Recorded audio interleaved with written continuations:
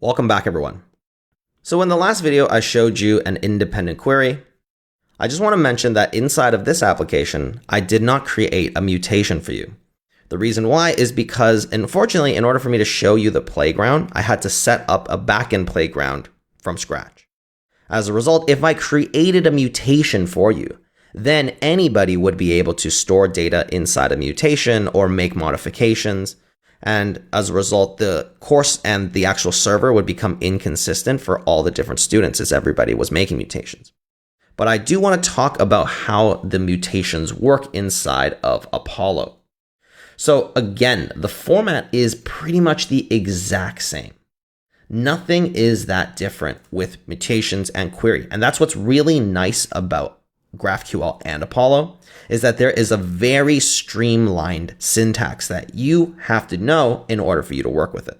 I'm going to show you, but we can't see it actually work live, again, because there's no mutations, but we can take a look at the syntax.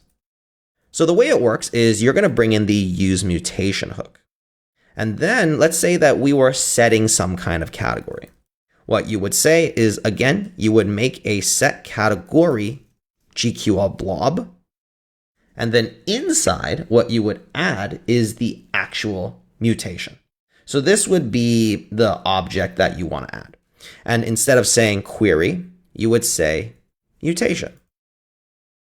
And then it's just a matter of adding the appropriate values. So for example, let's say in this particular case, this mutation was really just adding a new category item. You could literally say category, like so, goes to, and then the category type that we have inside of our GraphQL types. Then you would just call the literal mutation, add category. So this mutation name would be inside of our playground in the schema. So up here, you see type query. You would just see an additional one, type mutation. And then just like you saw here, it would just be a different signature. Instead of a get, it would be set. It's very similar. So you would just take that value of the actual mutation name, and just like we did, you would just pass the category calling the appropriate value. And then it's just a matter of saying what values you're trying to update inside of your store. So it could probably be the exact same as what we have here. And now, with this set category, in order for you to use it, what you would do is just say const, and then you would just pass in out of the actual array that you get back, the use mutation hook, giving it set category.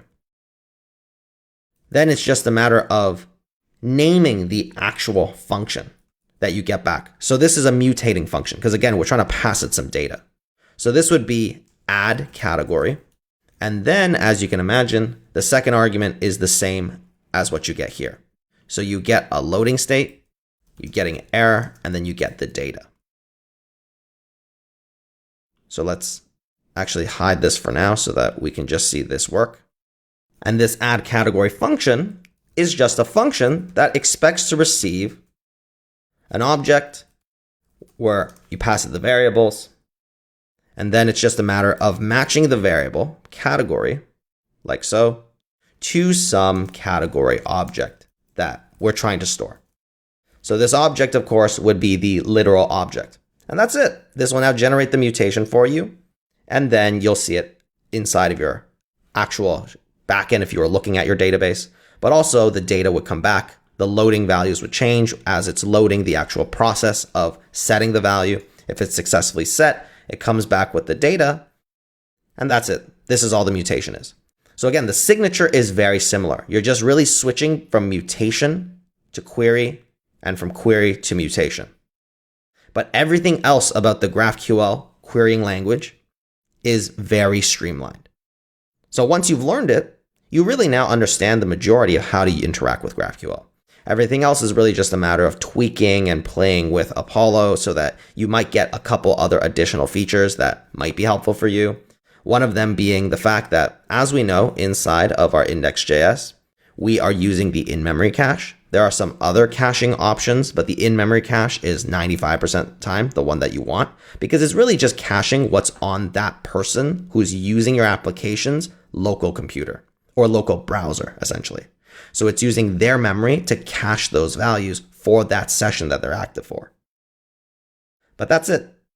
I know, unfortunately, I have not created a mutation for you, but again, the limitation is that this course is being accessed by thousands upon thousands of students at any given time. If I were to open up these mutations, then the backend becomes inconsistent, and I don't want that.